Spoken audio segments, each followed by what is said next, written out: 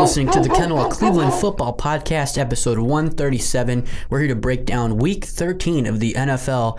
Browns going to Tennessee to face the Titans, two 8-3 teams with huge AFC playoff implications. I'm Gian Trotta with Stevie and James. What's up, dude? How you doing? Oh, man, big game against the Titans. I've really been looking forward to this. This is one of the biggest games. Huge, the biggest. This is the biggest game probably since Run William Run against the Atlanta Falcons back in 2003 to secure our one and only playoff appearance as an expansion football team.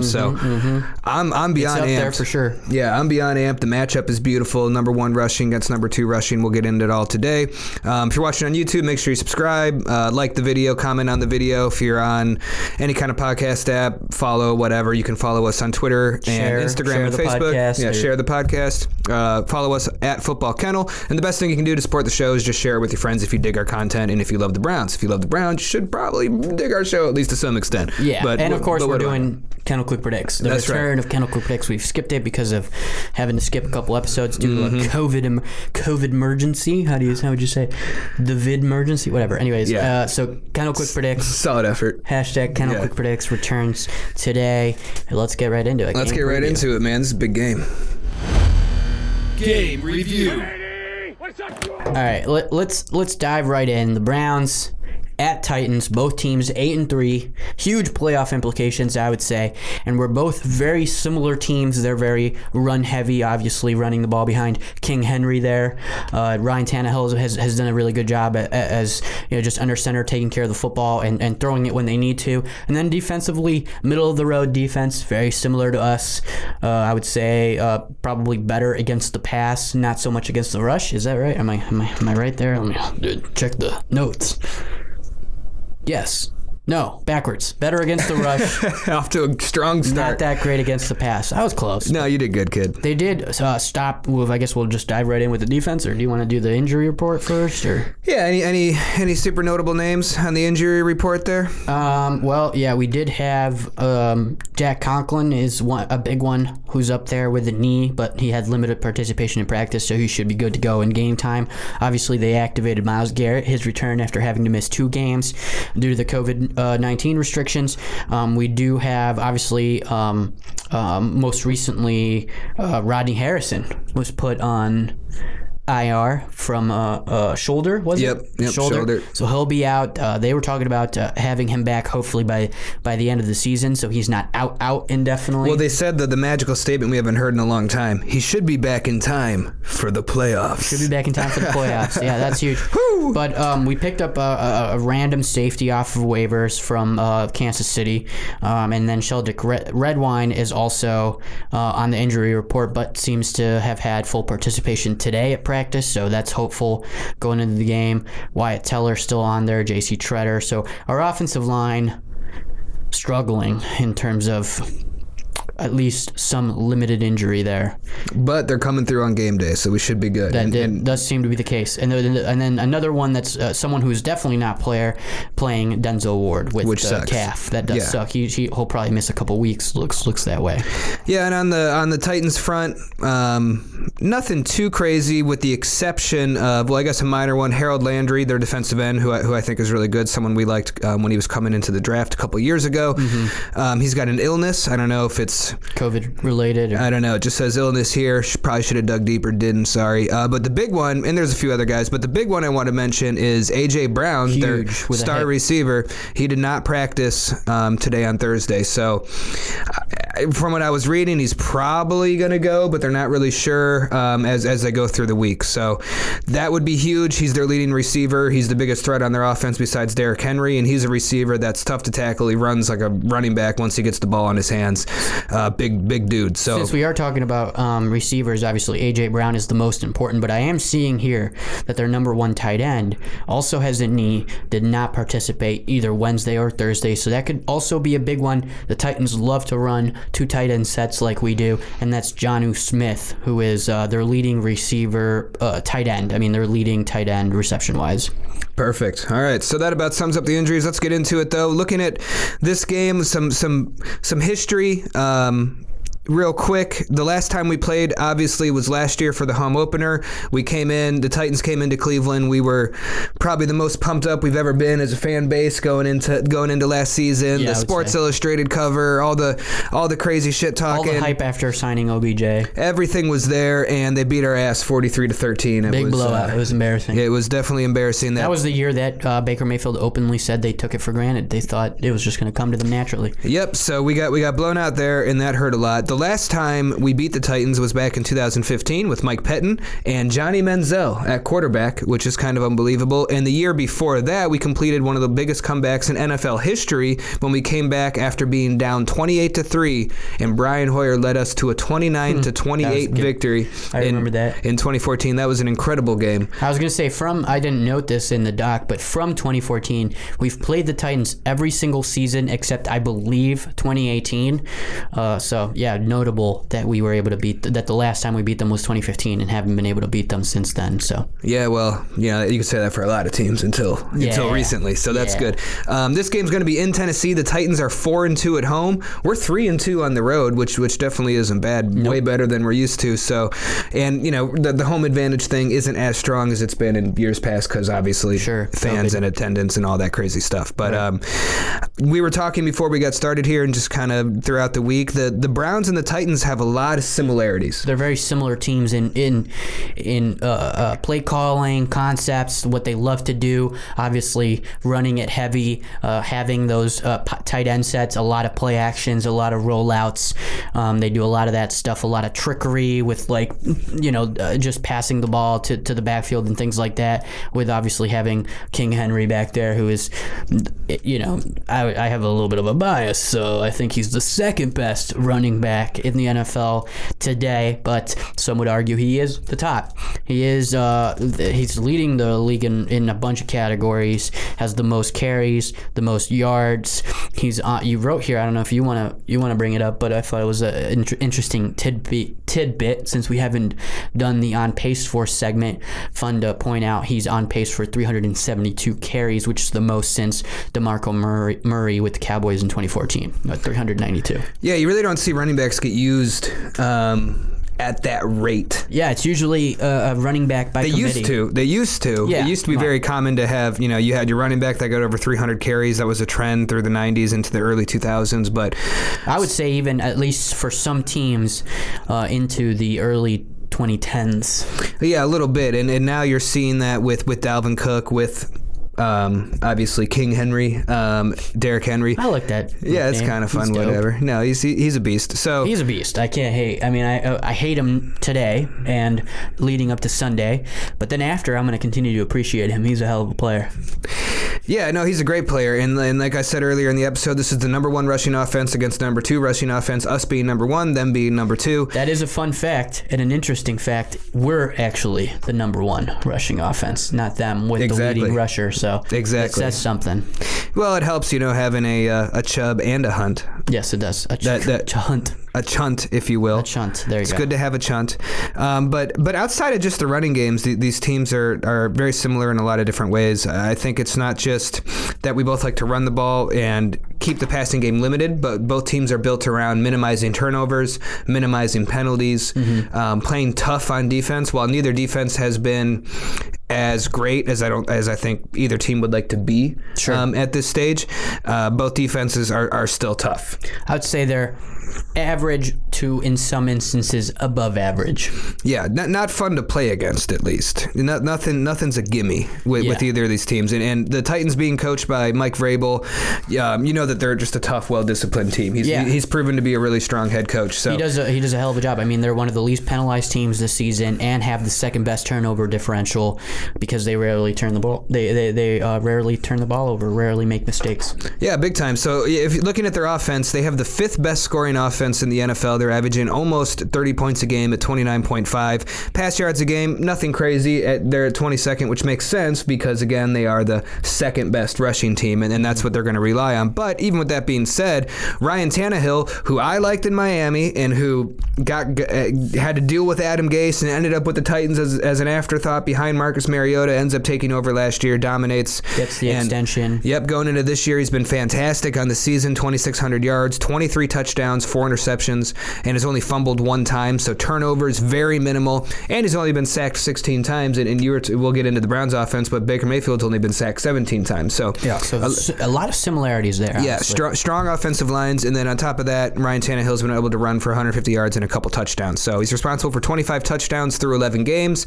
That's, a little better than 2 a game. Also leaning on Derrick Henry, obviously, and his numbers are, you already read through them, but they are absolutely insane. Now, from a receiving standpoint, they do have 2 big, strong receivers. The main one, of course, being A.J. Brown, who may not play in this game, but that dude is a bulldozer. And the other one being Corey Davis, who was a first-round pick who's kind of underachieved throughout his career, but this year he's looked pretty solid. I mean, he's got pretty much the same amount of catches and yards. I mean, they're on pace to have 2 receivers go over 1,000. That's what it looks like here. Exactly. And when you go outside of those 2... I mentioned Jonnu Smith here, the tight end, and talked about him potentially also being out, and I mentioned why that might be huge.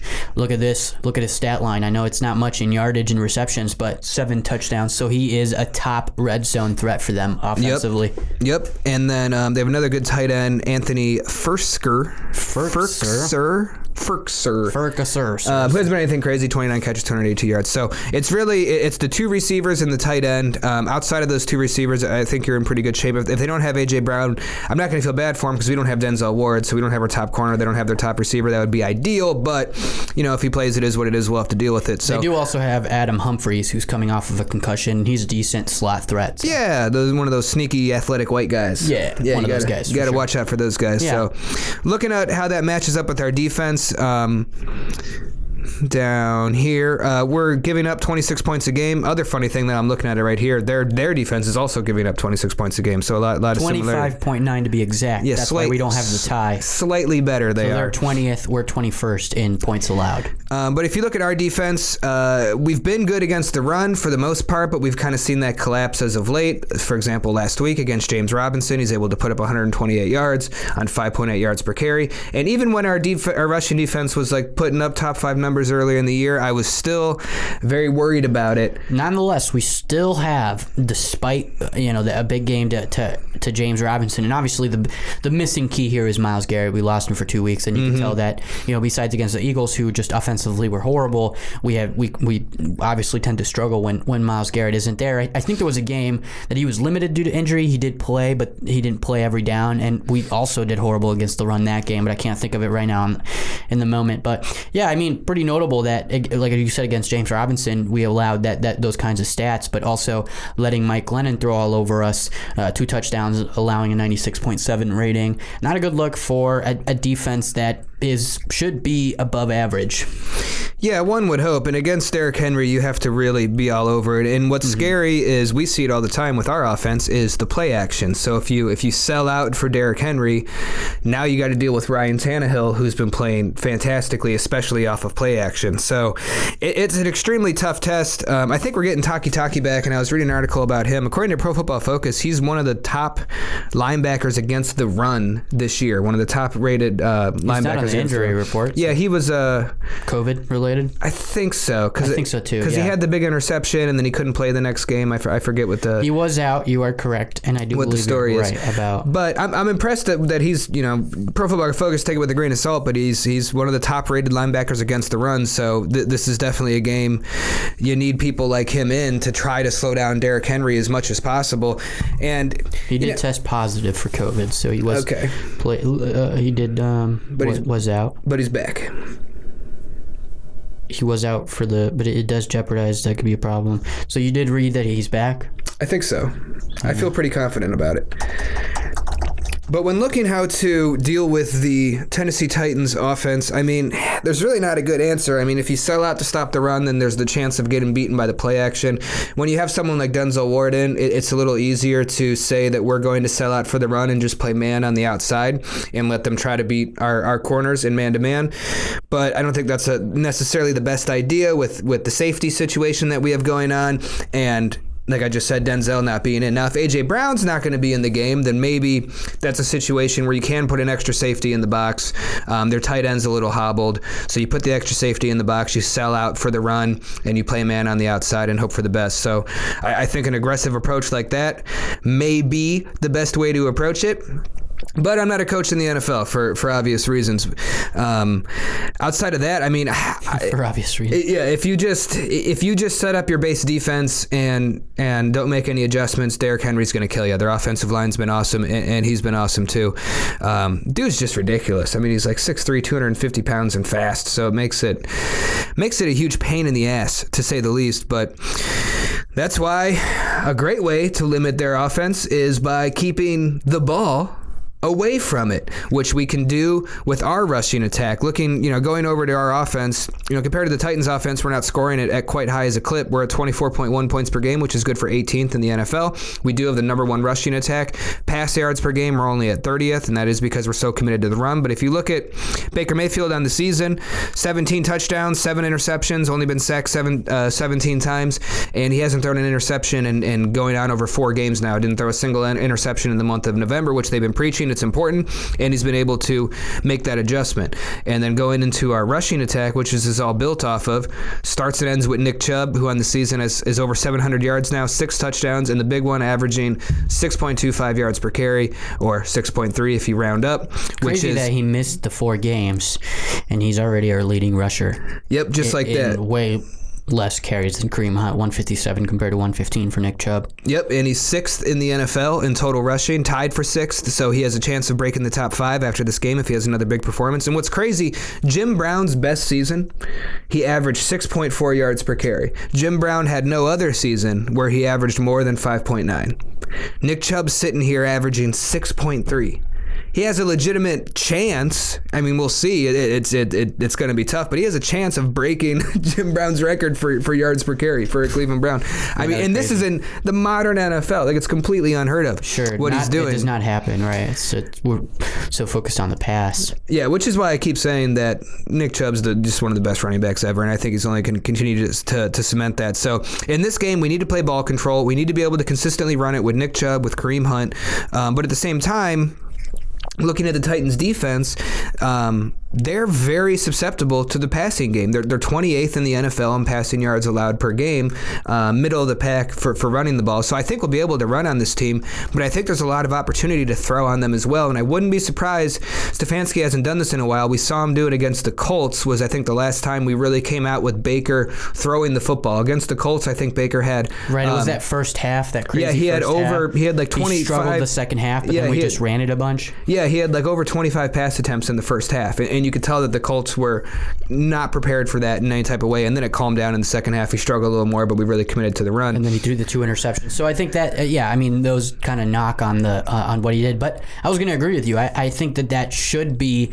and probably will be, the game plan, mostly because we're looking at the Titans' weak points. And like you mentioned, they are susceptible to that passing attack. So I think we'll see what we did see in that first half against the Colts, which was the running game off of the passing game, which is almost the opposite of what we've done pretty much every other game we've won, where obviously you see that focus heavily on the running game, wearing down the defense, and then the play action rollouts, things of that nature. I think we'll obviously still see that because that is at our nature the type of team that we are. But yeah, I think you nailed it on the head. I think that will be the game plan going into Sunday, and that's how we beat, at least on the offensive side, for us, that's how we beat the Titans defense. Yeah, and that's a great way to neutralize Derrick Henry as well, is if you're able, easier said than done, is if you're able to get an early lead. If you can come out driving the ball down the field and end up, with a 14-3 lead, all of a sudden it gets harder for them to really commit to pounding the football, and then it puts you in a position to really pound the football and control the clock, which we've talked about this all year. I mean, what's crazy is for the first time ever, the Browns have an identity. So it has you could say it's like a bad thing. Well, we know what the Browns are going to do, so that makes them predictable, but not really, because Stefanski has been so smart, and the whole offensive staff is when a team has an identity and a strength, it allows you to really play games with that and throw defenses off, because because a defense coming against us, they know, holy shit, we have to stop the run, we have to stop Chubb, we have to stop Hunt, and they're going to beat us down. All of our best runs come in the fourth quarter, and we're going to beat them down. So you have to prepare for that, and at the same time, you have to prepare for the play action. You have to prepare for the play action rollout going the opposite way. All these crazy things, and then you can add a wrinkle where it's like, okay, cool, this game we're going to add this, this shotgun package. And Stefanski was talking about wanting to get Kareem Hunt and Nick Chubb on the field together more often, like in little two-back sets. That'd be nice. Maybe we'll see a little bit of that. I did want to point out before we went too deep into something else. I looked as far as I could on Sione Takitaki, and it does not seem that, at least from an official Browns perspective, that they've announced his return. They do have a news post about Myles Garrett coming back and then placing Rodney Harrison on IR. They have not officially announced it, at least on their website. And when I type in Sione Takitaki back from COVID or return from COVID, all I get is him being placed on the list. Gotcha. So that's not really helping you. I don't know. I saw something in passing on Twitter or something. So yeah, it could be somebody tweeted it, like a source, before it was actually like officially announced that maybe he was on track to return, maybe something like that. That seems possible. It'd be good to have him in the game. That would sure be nice. Should be nice against Derrick Henry, the number 2 rushing offense. He'll be needed, sorely needed.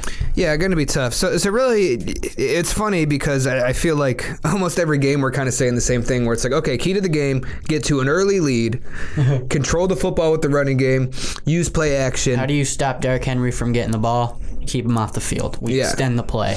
Yeah, that's the big thing. And last week we had some unfortunate fourth down calls. The spot was terrible. And then I don't know if you saw in the Pittsburgh Ravens game, they had to bring out the chains and measure a ball. Yeah. And it was further back than our non-first down was, and they called it a first down. Yeah, but it's hard to tell because in some of the pictures it looks like the chain isn't drawn all the way in the comparison to ours. I don't know. They're all liars as far as I'm concerned. But I do agree that call should have gone our way. And then obviously the confusion with that call made us not be able to challenge the next play where it was a similar situation, fourth down. So anyways, yeah. All kinds of BS was afoot. For sure. So it's simple. All we have to do is get to an early lead and then just run the ball and not give it back to him. Yep. That seems to be the recipe for success. It's so simple. Check the Browns it couldn't be easier. Twitter. Also, what should be fun is the random note, kind of unrelated to the game. The Titans are wearing their like color rush jersey. It's like all powder blue, baby blue or whatever. Mm-hmm. So that'll look pretty cool. It's a good opportunity for us to maybe bust out the color rush. I saw some people saying, have we done it yet? Yeah, we did the all brown color rush one time. I saw some people talking about doing busting out the all orange that we have secretly tucked away, allegedly, sneakily, the orange color rush. Oh yeah. That'd be kind of funny to go all orange against baby blue. Might be a bit much. I don't know. It would be nice to see the orange pants with the brown tops. You can do that. That's a good look. I love our jerseys now, man. I mean, Me too. I mean, they're what they were, but I don't know. They're modern. They're sweet. They're browns. They look great. So, one big thing we haven't talked about much though is getting Myles Garrett back in this game. I think that helps tremendously. Obviously, he's not known for being great against the run, but he can put pressure on the quarterback. And Olivier Vernon stepped up significantly in his absence. And as we talked about last episode, if he can continue to do that with Myles Garrett on the field, difference maker. All of a sudden, we have the pass rush that we thought we were going to get when we traded for Olivier Vernon, and we're paying him $20 million a year. So, and I think we mentioned it in our breakdown of, I don't believe it was the matchup against the Jags. I believe it was a matchup against the Eagles. We were kind of starting to see a bit of a turnaround defensively in terms of points allowed, in terms of yardage allowed. So I think we had a good streak going defensively. Obviously, losing Myles Garrett affected that. Against the Eagles, we were still managed to keep it together, but that's an easy team to keep it together against. Jags, obviously not so much, going against Mike Glennon and the undrafted rookie running back. What's his name? James Robinson. But this will be the real test, having Myles Garrett back. It hurts to lose Denzel Ward. It hurts to lose Rodney Harrison. But I think the defense will be able to keep stepping up and to the challenge, and they'll come out on top of this game. I mean, they have to. We have to win. It'll be huge. I've talked about what it will take for the Browns to make it to the playoffs, and I think a big one would be a win against either the Titans, the Ravens, or the Steelers. If we can get one win against one of these teams, I think we're a surefire bet to make it in one of the top wild card spots. So I think this is a huge game. If we win this game, I mean that like I said, I guess completes my prediction or my what I think we need to do to make it to the playoffs. Yeah, there you go. What's fun is this is not me being pessimistic. What's nice is even if we lose this game, we're still in the playoffs. I don't want to lose. I'm just saying, if you look at the top 7 seeds outside, so the top 7 make it in. We're 8-3. The Dolphins and Colts are 7-4. On the bubble, the teams trying to get into the playoffs, since the Ravens lost and the Raiders lost last week, they're both 6-5. So if we lose, we're 8-4, and the best either of them can be is 7-5. So just being, I'm not trying to be pessimistic, but even if we lose this game, the sky isn't falling. It's not the end of the world. I'm just saying, how incredible is it is not only are we in the playoff picture right now, but we are so in the playoffs at this moment that even if we lose, the end of the world to lose. We're not like on the outside like, shit, we need to try to win like every game, and when we lose, we are fully in control of our destiny. We can lose a game like this and still control our destiny. Sure. I'm not saying we're going to lose. I think this is a game we can definitely win. What I really need to see more than anything is I want that revenge from the home I want that man. revenge from week 1, and if we get blown out in this game, I'm gonna just cry like a baby. Like, I won't be able to physically and emotionally handle it. So it just cannot happen. I want a competitive game as well. It's scary because last week the Titans went up like 35 or 28 to whatever, like nothing in the first half against the Colts. Derrick Henry had almost 150 rushing yards and 3 touchdowns in the first half. They have the explosive power to do that kind of thing. Mm-hmm. So I think what's most important here is Mike Vrabel teams are really tough, really intense on both sides of the ball, especially in the trenches. They're going to play super physical, super aggressive, super disciplined. And we have to match that intensity and step it up even further immediately. That's why, it's nice to have guys like Chubb, but it's in a game like this, it's nice to have a guy like Hunt who's going to like spearhead motherfuckers early and often. So I think Kevin Stefanski's got to make sure that these guys are coming out pissed, fired up. Not to vent. They shouldn't be thinking about last week, week 1. They should, or last year, week 1. They shouldn't be thinking about that. No, of course we not. want that revenge, but they need to know that this is a true test to who this team is. It's a true test of what we potentially could face in the playoffs. Well. That's a huge one. Can they go into Tennessee and beat the 3rd best team in the AFC? Can they do that? Huge. I believe they can. Me too. And I'm getting fired up now. Me too. With that being said, though, let's get into our quick predicts. Quick predicts. Hashtag Kennel Quick Predicts. Use the hashtag Kennel Quick Predicts on Twitter. If you want to participate with our Kennel Quick Predicts, we'll post them on Twitter after the episode tweet in a thread, and then we'll post them in the description of the YouTube video below. Help us out. Use the hashtag, participate. We love it. We'll hand out some imaginary Kennel Quick Predict points that you can use as cryptocurrency to buy our merch at our new merch store, Football Kennel. Okay, That's actually kind of a good idea, though, long term. Yeah. If you participate in Quick Predicts, you can get points to use in our merch store. Yeah, that'd be nice. Like a discount code. Cool. Yeah. More people would participate, probably. Yeah, that's kind of Not that we don't. I mean, we get a good enough amount of people that we appreciate. But in the future, when we have more time and really... We have merch and a website. Yeah. All these things. I happen to know a web developer. Anyways. Weird. I know this other guy that runs a creative agency. Anyways, we'll get there when we get there. Shameless self-promotion. We'll get there when we get there. Right, well, actually, I'm kind of like disparaging ourselves for like not having these things for ourselves. But hey, we have video now. That's a big step. Yeah, come on. Bibbidi-bobbidi. Yeah, bibbidi-bobbidi. Gagabool. Yeah. Gabagool. Sorry, I'm Italian. I should know that. Yeah. All right. Well, most important Kennel Quick Predict. I don't know how we took that off the rails. Yeah. Myles Garrett sacks. It returns because Myles Garrett returns. It's our most favorite.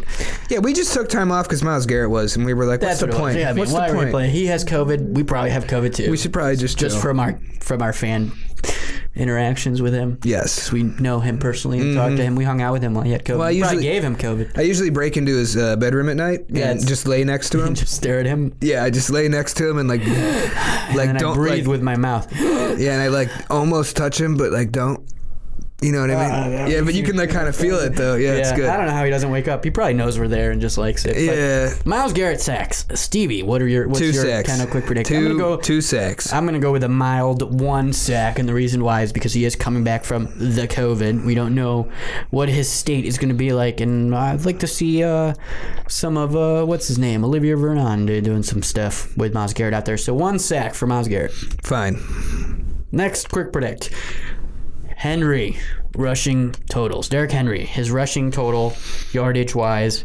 What do you expect him to do against the Browns' rushing defense? As much as I want to say we're going to totally shut him down, I just don't think anyone's capable of totally shutting Derrick Henry down. It's really hard to keep him under 100 yards. So I think this is going to be a game on the ground for both teams. This is going to be a big rushing game, and I'm giving a $125, 125 yards for Derrick Henry. I do think like you that he will go over the century mark and have 114 yards. A little less, and then we're going to go to Nick Chubb to follow it up. I kind of wanted to do a who's going to have more, Derrick Henry, Nick Chubb, but then you already had both of them out, so we're pretty much doing that, but giving them the different yardage. Wordage. Yeah. So I do think Nick Chubb will have more rushing yards than Derrick Henry. I gave Derrick Henry 125. I'm going to give Nick Chubb 150 in this game, which I know sounds completely ridiculous, but I don't care. I think this is a game. My show, and I'll do what I want. That's right, and I think this is a game where he just went 19 rushes. He did just do 144, so it's not that crazy. But I think it's more so because I think he's going to get more carries in this game. So him coming back from the knee, you want to be a little careful, and we split the carries with Kareem and all that stuff, and that's wonderful. But I think this is a game where we're going to be running the ball a lot, I think.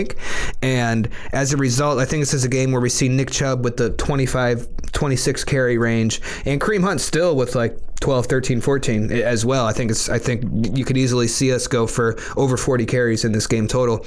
And I think as a result, he's able to accumulate a lot of yards. I think he has, he always seems to, a big run in this game and a big moment. Same for and I think as a result, he rushes for more than Derrick Henry, gets 150 yards, and he lets, this may be a 1 o'clock game. It looks like they're not going to flex schedule it, which is dumb. It should be the Sunday night game, but I like watching games at 1, so it's okay. But this is the marquee game at 1 o'clock, so it's going to be shown to the most people. And I'm hoping that you can really do the side-by-side. You can literally, here's Derrick Henry running, next possession, here's Nick Chubb running. So you can really do a nice side-by-side comparison. And I'm hoping that this is the game where Nick Chubb shows anyone who doesn't know already that he is the best running back in the NFL. That's right. I'm going to go with 135. I think he also has a huge rushing game, and I do believe he goes over what Henry achieves in this game against the Browns defense. So I'm going to go with 135 rushing yards for Nick Chubb. I like it, and the biggest and most important quick predict of them all, and that's the Myles Garrett sack. Yeah, and that's the final score of the game. And this is a game where, I think that the Titans have been able to put up 30 a game, but I don't think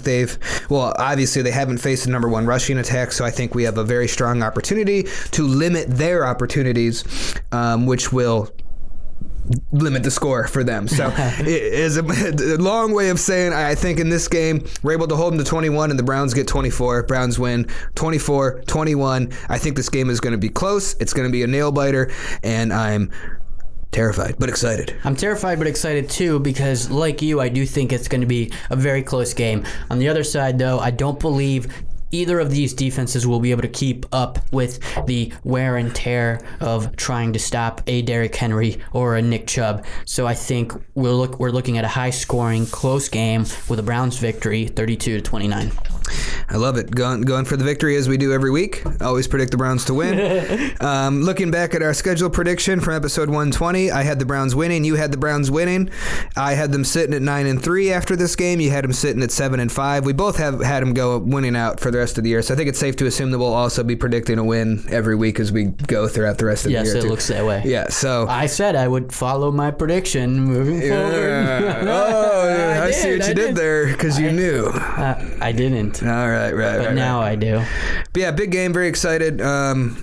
Final thoughts from you, sir. Should be fun. No, I mean, I agree. It's a terrifying game. I know you talked about how losing doesn't necessarily mean losing the season, but for me, it's a little hint of what the Browns could potentially do against playoff talent, right? We're looking at a team that more than likely is going to make the playoffs, and they're the top threat, one of the top threats. I think right now, at least when it comes to media pundits, they're the one team that they're saying can beat the Chiefs in the playoffs. So to think that we have an opportunity to potentially beat the team that everybody thinks can beat the Chiefs, that would be a huge accomplishment to what we could potentially do in a playoff run, first of all. And second of all, I mean, it kind of legitimizes what the Browns have been able to do against average to below average teams. The knock has always been, against teams that are over 500, we haven't done so well. So it's time to shut up the haters and make that false. What's crazy too is looking at it, we're still at negative point differential for the season, which blows my mind, sitting at 8-3. I know we got blown out a couple times, and we haven't done a lot of blowing out ourselves. I think that'll change by the end of the year when we blow out the Giants and the Jets and stuff like that. But with every win, we're making up some ground. I mean, we're 8-3, but our net points on the season, we're down 21, which is incredible. Such a weird stat. I think it's because we did have the two games. We're blown out twice. We scored 6 and 7, respectively. And they scored 34 or whatever. So that's a 60-point swing between the two games, which is crazy. But I agree with everything you said about this game. I mean, this is a huge, it's a battle of titans. I mean, well, they are the Titans, but they're 8-3. We're 8-3. We're two of the best teams in the AFC, and I think this is a real opportunity for us to show if we're for real. I think everyone thinks the Titans are for real. They were 9-7 last year, able to make the playoffs this year. They've looked really strong. Derrick Henry's killing it. Ryan Tannehill's great. So if we can come into this game and win in Tennessee, I think that's going to take the hype level up to a ridiculous degree. We're going to be sitting at 9-3. I think it's going to do a lot to instill confidence in us. Because even if you look at like Baker after a lot of wins, like I love how poised he's been. He's had kind of his funny quotes here and there, but he's constantly ragging on himself that he can be better, needs to be better, which is great. But I think he deserves a game where I really would love to see him after a game like smiling, like, we did play really great. Yeah, sure, there's some stuff we're going to work on, but like at the end of the day, like we did well. Yeah, I think he deserves that. Yeah, for sure. To your point also about, if we lose this, it wouldn't necessarily be the end of the world. I wanted to also point out, like, the main key in that, I think, would be being competitive. If we're competitive in this game and we lose, I think from a fan perspective, we're not going to be as upset, obviously, because a loss always stings. We're playing against a huge team with playoff implications, one of the best teams in the AFC, like you mentioned, and we're both 8-3. We're both doing similar things. So if it's an extremely competitive game that we end up losing, it'll definitely feel better than just getting blown out or losing outright. And from a player's perspective, I think it might actually, obviously a win will help them more, but a close competitive loss will almost be reassuring to what Kevin Stefanski is doing with these players and with the locker room. And also, you talked about how pissed they've been and how they've wanted to, despite winning, keep pushing forward. I think a competitive loss to a team like the Titans would keep pushing that point and help them move forward and overcome it against the tougher competition, looking at the Ravens and the Steelers after that. But let's win. But please win. Yeah, please. I want. I'm gonna go pretty crazy if the Browns win. It's such a damn shame that we can't fill the stadium. I mean, I know, like, obviously, I get what it is, but like, man, we're 8-3. I mean, it makes sense that we're going to the Super Bowl because it's COVID in the world. Yeah, this is like the year. Yeah, of course. But man, could you imagine if we're able to beat the Titans and then we play the Ravens at home on Monday night? Could you imagine what that stadium would be like? Absolute insanity. That's all right. Pulling for the Browns hard. I think they're going to win. Overall, I think it's going to be a really great game. I honestly can't wait to watch. So I'm definitely looking forward to it. I think that about sums it up. I think we're about done here, eh? I'm down. Let's wrap it up. All right, cool. Well, you guys follow us on Twitter, Instagram, Facebook at Football Kennel. Make sure you subscribe to the podcast. Rate 5 stars, whatever you're on. Get involved. Best thing you can do is subscribe to the YouTube, all the things. Yeah, best thing you can do is share it with your friends, family, and random strangers on the street. Other Browns fans, Yeah, just post coworkers. Post it places and hobos. Yeah, whatever you got to do. And we'll see you Sunday night podcast, and then probably Monday the video will be up. So figure it out. Maybe. You'll do great.